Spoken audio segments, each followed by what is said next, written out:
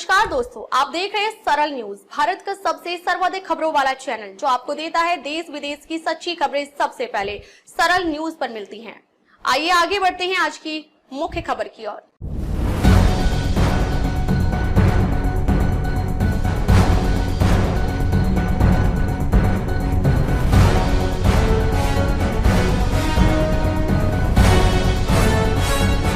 नमस्कार, मैं पूनम और आप देख रहे हैं सरल न्यूज। जिस तरीके से आप सभी को पता है कि भारतीय जनता पार्टी दिल्ली में 27 साल बाद आई है और जिस तरीके से लगातार मोदी जी और रेखा गुप्ता जो कहते हैं कि दिल्ली में विकास होगा, दिल्ली अब दिल्ली की तरह चमकेगी, लेकिन वहीं आपने देखा कि 100 दिन की सरकार में तमाम ऐसी झुग्गियां हैं, बिल्डिंग है और रेडी पटरी वाले हैं जो कि सरकार ये कहती कि अगर अवैध तरीके से कोई अतिक्रमण करेगा तो उस पर बुलडोजर का एक्शन होगा। लेकिन वहीं सवाल ये भी उठ रहा है कि तमाम लोगों की जो झुग्गियां उजाड़ी गई, घर उजाड़े गए, उन लोगों से हमने बातचीत करने की कोशिश की। उन लोगों का कहना है कि हमारे पास सर्टिफिकेट है, हम काफी सालों से रहते हैं, लेकिन सरकार ने एक झटके में हमारे घर को उजाड़ दिया है। तो इसी मुद्दे पे बातचीत करने के लिए हमारे साथ मौजूद हैं BS भाटी सर, जो कि मजदूर संघ के नेता हैं और NDMC के पूर्व सदस्य रह चुके हैं। तो सर से सीधा जानने की कोशिश करेंगे कि बुलडोजर एक्शन को सर किस तरीके से देख रहे हैं और तमाम दिल्ली में जिस तरीके से अभी बुलडोजर एक्शन चलना बाकी उस पे भी क्या राय है। सीधा सर से जुड़ने की कोशिश करेंगे। सर, बहुत बहुत स्वागत है आपका सरल न्यूज में। पहला सवाल यही है कि 27 साल बाद बीजेपी की सरकार दिल्ली में आई है, बुलडोजर का एक्शन ताबड़तोड़ चल रहा है, किस तरीके से देख रहे हैं? देखिए, जब भारतीय जनता पार्टी इस पीछे जो चुनाव रहा है इसमें उतरी थी तो उन्होंने कुछ अपने पब्लिक के सामने कुछ बिंदु रखे थे कि भाई हम कुछ पब्लिक ने रखे थे, कुछ उन्होंने रखे थे। तो उसकी व्यवस्थित व्यवस्था बैठाने के लिए कुछ पब्लिक को इनसे प्रॉब्लम भी होती है इन चीज़ों से और कुछ की रोटी रोजी भी चलती है, दोनों ही बातें। तो उन दोनों का व्यवस्था बैठाने के लिए सरकार उसमें लगी है और उसको व्यवस्था को व्यवस्थित करने के लिए समय लगता है। अभी बहुत कम समय हुआ सरकार को आए हुए और झुग्गी झोपड़ी की जहाँ तक बात है, पहले भी बहुत झुग्गियों को का पुनर्वास किया गया, उनको आवास दिए गए हैं और कुछ भाई बंधु जो झुग्गियों में रहते हैं चले जाते हैं, कुछ नहीं जाते हैं, कुछ उनमें चले गए हैं। तो उसकी एक व्यवस्था करती है सरकार, उसका एक समय होता है भाई इतने समय से जो झुग्गी में रह रहा है, क्योंकि अगर करोड़ लोग हैं तो करोड़ को तो दे नहीं पाएंगे। सरकार का अपना बजट भी होता है, सरकार की अपनी व्यवस्थाएं भी होती हैं। और दूसरा ये है कि अब से 5 साल पहले सपोज करो 50 झुग्गी थी, उसके बाद में हो गई 500, तो उसकी कोई व्यवस्था बनानी पड़ेगी। करोड़ों लोग झुग्गियों में रहते हैं तो उसके लिए एक बजट के अनुरूप और एक लिमिटेशंस के अंदर जो ना उसको काम करना पड़ता है। तो उसके लिए सरकार अभी व्यवस्था बैठा रही है। कहीं बुलडोजर का एक्शन भी करना पड़ेगा, कहीं बुलडोजर को रोकना भी पड़ेगा, ऐसी बात नहीं है। तो उसके लिए पब्लिक है, जो पब्लिक के लोग हैं उनको सरकार को भी देखना चाहिए कि भाई उनकी रोजी रोटी का भी ध्यान रखें और जो पब्लिक जिनको ये है, जिनको कुछ दिक्कतें होती हैं, जिनको परेशानियां होती हैं, उनकी परेशानी दूर हो जाए, उनका रोजगार भी ना जाए। तो ऐसी व्यवस्थित व्यवस्था के लिए सरकार की वचनबद्धता है और वो इसको कुछ समय में व्यवस्थित व्यवस्था बनाएगी। जो स्ट्रीट वेंडर जो कमेटी हैं, वो कमेटियां उसको काम करना शुरू कर दिया है, वो कुछ समय बाद में उसकी रिपोर्ट दे देंगी और जो एक क्राइटेरिया जो व्यवस्था की गई होगी करेक्ट क्राइटेरिया के अनुरूप, उस व्यवस्था के तहत जो लोगों पे जिन पे सर्टिफिकेट वास्तव में ही हैं उनकी जांच करके उनको बैठाया जाएगा यहीं पे और जो लोग नहीं हैं उनको हटाया जाएगा। और सर, जिस तरीके से आपने देखा कि चुनावों में मोदी जी का नारा था जहां झुग्गी वहीं मकान, लेकिन आपने देखा है कि मद्रासी कैंप के तमाम लोगों को नरेला में पुनर्वास किया गया है और जहां पर तमाम लोगों की आपने वीडियो शायद नहीं देखी होगी, लेकिन आपको बता दूं कि वहां पर पानी की व्यवस्था नहीं है, वहां पे बिजली की व्यवस्था नहीं है। तो जहां झुग्गी वहीं मकान का जो नारा है, क्या भारतीय जनता पार्टी का फेल नजर आ रहा है? देखिए, ऐसा है, कुछ एरिया ऐसा होता है कि वहाँ पे मकान नहीं बनाए जा सकते और वहाँ से कहीं रोड बाधित हो रहा है, कहीं सड़क बाधित हो रही है, कहीं कि वहाँ के जो अति विशिष्ट लोग रहते हैं उनको भी कुछ बाधाएं आती हैं। उनके लिए भी प्रोटोकॉल होते हैं सबके। कोई कह दे कि भाई मोदी जी इतना अच्छा उनको सुविधाएं दी जाती हैं, राष्ट्रपति को इतनी सुविधाएं दी जाती हैं, तो उनके प्रोटोकॉल में हैं और एक व्यवस्थित व्यवस्था के तहत वो पूरे विश्व में ही इस तरीके के अति विशिष्ट लोगों को सुविधाएं दी जाती हैं। तो उन सुविधाओं के अंदर जब उनमें कुछ बाधा आती हैं, उनको कुछ दिक्कतें आती हैं, तो ऐसे जो एरिया हैं उनको वहाँ मकान बना के देने में दिक्कत तो आती है, लेकिन सरकार दिल्ली के अंदर उनको मकान बना के दे रही है और दिए हैं और अब दे रही है। पहले भी सरकार आई थी, कुछ उन्होंने भी दिए थे, और अब जब से मोदी जी की सरकार है 10 साल में आप देखिए, पिछला आप क्राइटेरिया देखिए और अब का क्राइटेरिया देखिए और उसकी संख्या देखिए, कितने मकान, कितनी संख्या में मकान दिए गए। अब आप यहाँ से कलेखा के पास में पहले कुछ व्यवस्था की गई थी, बहुत नज़दीक नज़दीक की गई है, लेकिन कुछ भाई बंधु वो सोचते हैं कि भाई यहीं पे हम रहें, तो वहाँ पे भी कुछ दिक्कतें आ रही हैं, जब भी तो उनको उठाया जा रहा है। तो इसलिए उनको भी, जो झुग्गी में रह रहे हैं, उनको भी दिल्ली के अंदर जहाँ भी व्यवस्था उनकी की जाती है उस व्यवस्था के तहत उनको वहाँ बसना चाहिए, जाना चाहिए। और सरकार को भी थोड़ा सा इस चीज को सबका ध्यान रखना चाहिए कि उनको असुविधा ना हो। रही सुविधाएं की बात, जब हम कहीं नई जगह जाते हैं तो हमें व्यवस्था बैठाने में समय लगता है, चाहे वो जल की व्यवस्था हो, चाहे वो मल की व्यवस्था हो, चाहे वो सड़क की व्यवस्था हो, समय लगता है और काम करते करते भी काफ़ी समय निकल जाता है। तो उसके लिए सरकार ध्यान दे रही है उस ओर, और देना चाहिए। तो उसमें चूंकि भाई उनको, उनका परिवार है, बच्चे हैं, उनको सब तरह की अनिवार्य आवश्यकताओं की आवश्यकता है, तो वो सरकार को करना चाहिए और मेरे हिसाब से सरकार कर रही है। थोड़ा बहुत समय लगेगा, सब कुछ ठीक हो जाएगा।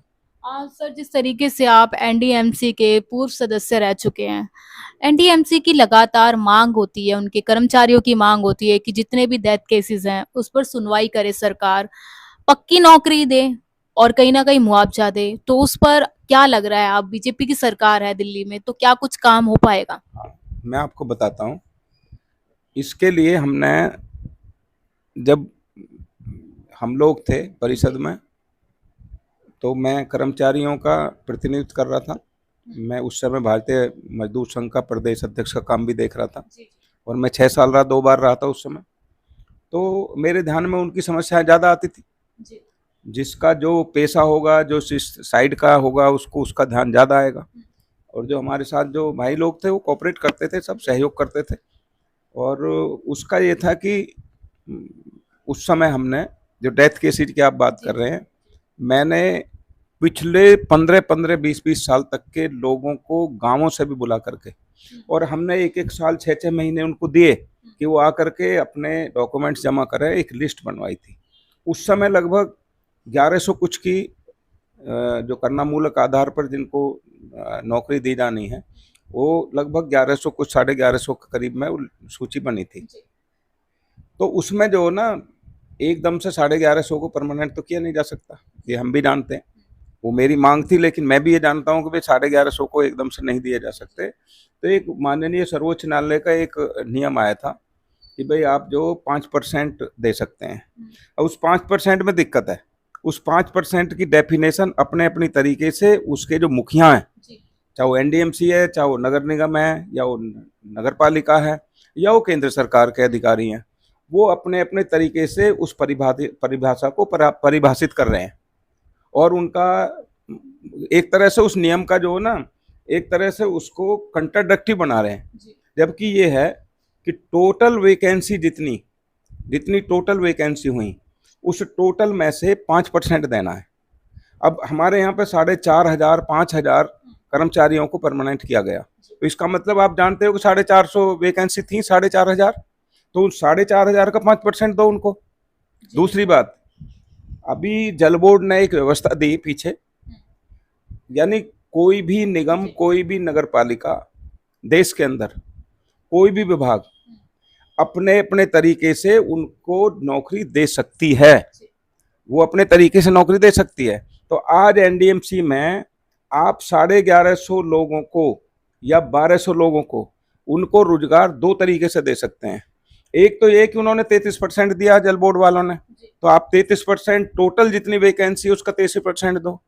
क्योंकि नगर पालिका में इन्होंने आज तक भी जो वर्ष के अंदर प्रति वर्ष जितना उनका कोटा बनता है, वो 20 साल से उसको इन्होंने लागू नहीं किया, उसको दिया नहीं है। हम तो अपने समय में सूची बनाने में लगे रहे, इनको करते रहे, लेकिन उस समय भी कोशिश की गई, लेकिन आज तक भी उसको लागू नहीं करते। और जो हमारे जनप्रतिनिधि हैं वो कोशिश करते हैं, लेकिन अधिकारी उनको अपने अपने तरीके से उनको भतूली दे देते हैं, गुमराह कर देते हैं, नियमों की दुहाई दे देते हैं। तो इसलिए जैसे वहाँ 33% कर दो, हम 50% क्यों नहीं कर सकते भाई? अगर वहाँ हो सकते हैं। आप छोटे छोटे कॉन्ट्रैक्ट जो देते हो, जो आप जो लोग उनकी जेबों में जो पैसा जाता है बाहर के लोगों की, आप डायरेक्ट इन एम्प्लॉइयों को आप रेगुलर मस्टोल रख सकते हैं। आप इनमें से 50% को नौकरी पर लगा सकते हैं। आपके पास कलर की कमी है, चपरासी की कमी है, आज भी 4,500 करने के बाद भी डिपार्टमेंट में लगभग हर सैकड़ों लोग रिटायर होते हैं हर महीने। तो सरकार ये जानबूझ के नहीं करती क्या? सरकार की बात नहीं है, शासन और प्रशासन में अंतर है जी। शासन हिंदुस्तान में ये रिवाज हो गया है, शासन के लोग तो जनप्रतिनिधि तो चाहते हैं, लेकिन उनको नियमों की दुहाई दे करके ये उनको बरगलाते हैं। तो इसलिए मैंने आपको 2 रास्ते बताए कि इनको रेगुलर मस्टोल करके जो छोटे छोटे कॉन्ट्रैक्ट दे रहे हैं, है ना, उन कॉन्ट्रैक्टरों को हटाओ और इन्हीं अपने जो हमारे मुलाजिमों के जो बच्चे हैं, इन बच्चों को लगाओ, आप रेगुलर मस्टोल करो। 1150 भी कर किए जा सकते हैं एक साथ में ही। और उनमें से जैसे उन्होंने 33% किया है, वो भी तो एक बोर्ड ही है ना जी, बिल्कुल। और हरियाणा कई जगह किए गए हैं, अपनी अपनी सरकारों ने, राज्य सरकारों ने अपने अपने तरीके से किए हैं। हमारी जो नई दिल्ली नगर पालिका गवर्न बाई होम मिनिस्ट्री है अकेली देश के अंदर, लेकिन उसके अपने अधिकार हैं, वो स्वयंपोषित संस्था है, उसका अपना एक बजट है और एक रिसर्च ऑर्गेनाइजेशन है। तो हमारा काम ठीक से चले, व्यवस्थित तरीके से चले, जो वहाँ का आवाम है उसकी अनिवार्य और आवश्यकताओं की हम प्रतिपूर्ति ठीक से कर सके नगर पालिका, इसके लिए जनप्रतिनिधियों की बात इनको प्रशासन को माननी चाहिए। शासन प्रशासन मानता है, जितने अधिकारी हैं वो प्रशासन में आते हैं और शासन होते हैं जनप्रतिनिधि। तो इसलिए इनको बिल्कुल डेथ केस को निपटाया जा सकता है, केवल एक मानसिकता तैयार करनी पड़ेगी। जनप्रतिनिधियों को थोड़ा सा इस तरफ रुझान करना पड़ेगा, इच्छा शक्ति रखनी पड़ेगी उनको करवाने की, और जो अधिकारी हैं उनको इनकी बात माननी पड़ेगी। और आज काम सफर कर रहा है ही नहीं कर्मचारी, इतने कर्मचारी की कमी 20 साल से कर रही है।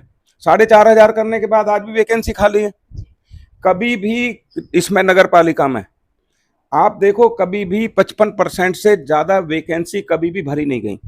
और जब बजट आता है तो उसमें दिखाते हैं कि हमारा 100% सेंसन स्टैंड जितनी है किसी भी डिपार्टमेंट की, उस सेंसन स्टैंड के अकॉर्डिंग तो रखोगे ना, और काम के अगेंस्ट भी रख लोगे। अगर अतिरिक्त भी रखने हैं, अगर हमारा काम ज्यादा आता तो हम अतिरिक्त भी रख सकते हैं काम के अकॉर्डिंग। तो इसलिए डेथ केसेज को भी और जो और भी मस्टोल खोला जा सकता है, लेकिन 1150 आदमियों को कोई, यानी उसको, इनको किसी तरह की भी कोई प्रॉब्लम नहीं है उनको रोजगार देने में, लेकिन मानसिकता तैयार करनी पड़ेगी, इच्छा शक्ति रखनी पड़ेगी, अधिकारियों को जनप्रतिनिधियों की बात माननी पड़ेगी और जनप्रतिनिधियों को मनवानी पड़ेगी। हमने मनवाए बहुत से, हमने हमारे समय में हमने बहुत सारे सर्कुलर कराए, बहुत सारे नियम बनवाए, बहुत सारे हमने काम कराए हैं। आप उठा के देखिए, रिकॉर्ड देखिए। कहने से नहीं है कि भाई मेरे से पहले जो थे, चाहे वो किसी भी विचार के थे, चाहे वो कांग्रेस के थे या मेरे पार्टी के लोग थे या मेरे विचार के लोग थे, सबने अपने अपने तरीके से काम किया, अच्छे से काम किया। हमने और थोड़ा ठीक किया होगा, लेकिन जो हमारे साथी अब हैं वो हमसे और अच्छा काम करें, इसमें बुराई नहीं है। भाई हम लोगों से जो पिछले वाले हैं उनमें जो कमियां दिखाई दी, उनसे जो चीजें रह गई, उन सब से प्रेरणा लेकर के, सीख लेकर के और आगे और अच्छे काम करें। तो इसलिए इनको डेथ केस को निपटाया जा सकता है 1 मिनट में ही, इनको रोजगार दिया जा सकता है, केवल मानसिकता तैयार कर लें। और जो एनडीएमसी है, वर्ल्ड की रिचेस्ट ऑर्गेनाइजेशन है, अच्छा काम यहाँ किया जाता रहा है। देश इधर देखता है, पूरा वर्ल्ड यहाँ देखता है, पूरा वर्ल्ड निवास करता है। यहाँ अति विशिष्ट लोग रहते हैं, देश और विदेश निवास करता है। तो यहाँ पर इसके काम कर, इसकी तुलना और निगमों से नहीं करनी चाहिए कि वहाँ इतने कर्मचारी हैं। यहाँ पे इसको बढ़िया सुंदर रखने के लिए ज्यादा स्टाफ रखने में भी कोई दिक्कत नहीं है। तो इस तरीके का इसको ठीक से किया जा सकता है। तो बहुत बहुत धन्यवाद सर का, सर से बातचीत करके। हम आपको बता दें कि जिस तरीके से आपने देखा कि लगातार एनडीएमसी के कर्मचारियों का मुद्दा उठता रहता है, डेथ केसेस का मुद्दा उठता रहता है, लेकिन सर का कहना है कि जिस तरीके से, हाँ जी बताइए। अभी जो है इस डिपार्टमेंट नई दिल्ली नगर पालिका परिषद में गत 2 वर्षों से लगातार जो कर्मचारी रिटायर हो रहे हैं हमारे, यानी कि अभी कई वर्षों से 10-20 सालों से जब कर्मचारी सेवानिवृत्त होता था तो उसको चेक 30 तारीख को टोटल अमाउंट का जितना उसका बनता था, चाहे वो 50 लाख बनता था, चाहे उसको 60 लाख बनता था, चाहे 1 करोड़ बनता था, उसकी टोटल अमाउंट का चेक उसको सेवानिवृत्ति वाले दिन सभा में सम्मान के साथ उसका सम्मान किया जाता था। उसको टोटल उसका जो धनराशि बनती थी उसको दिया जाता था। बैठक में जो हमारी सभा होती है, सेवानिवृत्ति वाली जो सभा बैठक है, उसमें दी जाती थी। अब क्या है कि वो उसको नहीं दिया जा रहा, वो कर्मचारी धक्का खा रहे हैं, उनको फिक्सेशन नहीं हो रही उनकी, ठीक है नहीं, वो मारे मारे फिर रहे हैं और उनको किसी को साल हो गई, किसी को 6 महीने हो गए, उनकी फिक्सेशन नहीं की जा रही। तो ये इस तरफ भी जनप्रतिनिधियों को ध्यान देना पड़ेगा और अधिकारियों को भी ध्यान कहना पड़ेगा।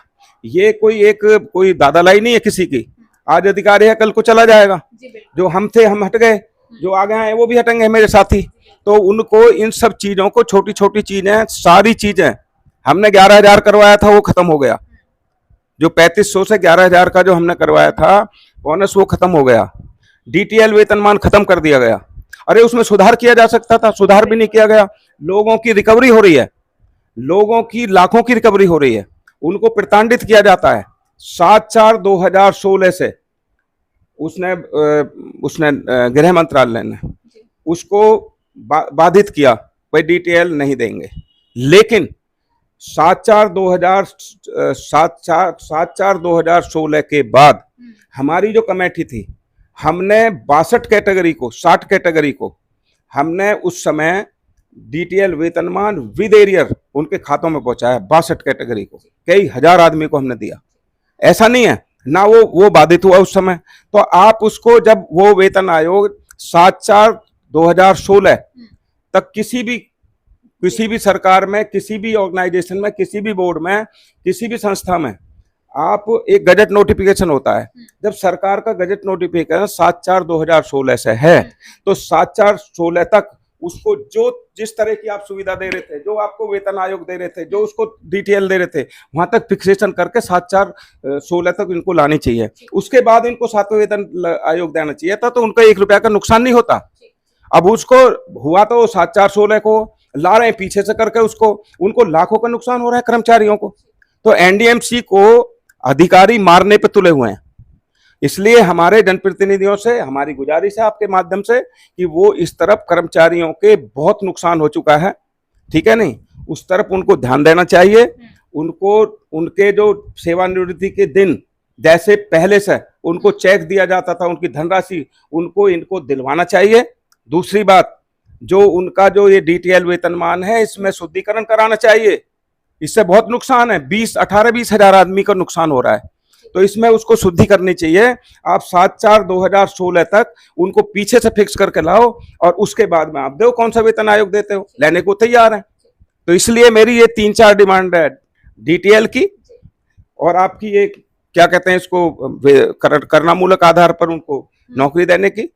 इस तरीके की 3-4 डिमांड हैं, उनमें गलत हो रहा है। और जो सेवानिवृत्त होते हैं उनको समय पर उनका टोटल भुगतान देने की। टीएमआर और डेथ केस का मैं बताता हूं आपको। एक हमने जो 70 साल में पहली बार हमने एक ऐसा रेजुलेशन करवाया था, हमारे समय में रेजुलेशन हुआ है, अगर किसी को कार्यालय से घर जाते समय और घर से कार्यालय आते समय अगर टेरर अटैक में गोली लगने चाहिए या काम करते हुए किसी की मृत्यु हो जाती है, तो उसको कैटेगरी वाइज 25 लाख, 15 लाख, और अगर वो रेगुलर मस्टोल भी है, कहीं हिंदुस्तान में नहीं है, अगर रेगुलर मस्टोल भी है, उसको 5 लाख रुपए, उसकी पति की उसको नौकरी, उसके दिन, वो सब कुछ हमने दिलाया, अपने सामने इम्प्लीमेंट कराया, अपने सामने रेजुलेशन कराया, और परमानेंट नौकरी भी डायरेक्ट दिलाई है, 15 लाख रुपए और उसके बाद में उसको क्लर्क भी लगवाया। तो इस तरीके के जब हम करवा सकते, उस समय हो सकता है, तो आज क्या दिक्कत है? तो इसलिए ऐसे बहुत सारे हैं जिसमें इनको सुधार करना चाहिए, इस तरफ ध्यान देना चाहिए। जनप्रतिनिधि पढ़े लिखे हैं सब लोग और इच्छा शक्ति वाले हैं, तो अधिकारी उनको भतूली देते रहते हैं। और मेरा ये मानना कि इनको रेजुलेशन लाना चाहिए हर उसमें, वर्बली थोड़ी कोई काम होता है, हर उसमें प्रस्ताव लाना चाहिए। एक सदस्य हमारा 2 प्रस्ताव लगा सकता है एक बैठक में। तो अगर हम प्रस्ताव लाएंगे, हमने वर्बली कह दिया कि इनको जो ये छूट देनी चाहिए। अभी हमारे यहाँ पे जूनियर इंजीनियर हैं, डॉक्टरों को हमारे सामने परमानेंट किया गया, जूनियर इंजीनियर हैं, क्लर्क हैं, और कई कैटेगरी हैं, 10-20 कैटेगरी हैं। वो कोर्ट में भी गए हुए हैं, कोर्ट ने भी निर्णय दे दिया उनके पक्ष में, और उसके बावजूद भी एनडीएमसी उसको नहीं कर रही है। जब आप एक गजेटेड ऑफिसर को कर सकते हो तो क्लास 3 को क्यों नहीं? हजारों आदमी उससे परेशान है और वो बेचारे कोर्ट में घूम रहे हैं। तो इसलिए उनको भी इनको परमानेंट कर देना चाहिए। जब क्लास 1 को कर सकते हैं डॉक्टरों को, तो उनको जेई को, क्लर्क को, इनको इस कैटेगरी को करने में क्या दिक्कत है? तो देखिए, जिस तरीके से आपने देखा कि लगातार एनडीएमसी का मुद्दा, चाहे वो डेथ केसेस हो गई, चाहे टीएमआर हो गई, सबका मुद्दा उठता रहता है। तो जिस तरीके से लगातार आपने सर को भी सुना, सर का कहना है कि हमारे टाइम में जब ये सारी चीजें हो सकती थी तो अब क्यों नहीं, क्योंकि जितना भी आपने देखा कि टीएमआर और डेथ केसेस वाले ये कहते हैं कि हमें नौकरी दीजिए, हमें मुआवजा दीजिए। तो सर ने जब अपने समय में करवाया तो अभी भी अधिकारी कर सकते हैं। लेकिन आप लोगों की क्या राय है? जिस तरीके से आपने बुलडोजर एक्शन भी देखा रेखा गुप्ता का, और एनडीएमसी में कर्मचारियों की मांग भी देखी, तो आप लोगों की जो भी राय है हमें कमेंट बॉक्स में जरूर शेयर कीजिएगा। मैं पूनम, आप देख सरल न्यूज। अब तक के लिए बस इतना ही, फिर मिलते हैं एक ऐसी ही बड़ी खबर के साथ। तब तक के लिए नमस्कार और देखते रहिए सरल न्यूज। सरल न्यूज में बने रहने के लिए हमारे चैनल को फॉलो करें और लाइक करें, सब्सक्राइब करें, बेल आइकन दबाना ना भूलें। अगर आप हमें फेसबुक, ट्विटर या इंस्टा के माध्यम से देख रहे हैं तो हमें फॉलो करें, कमेंट करना ना भूलें। धन्यवाद।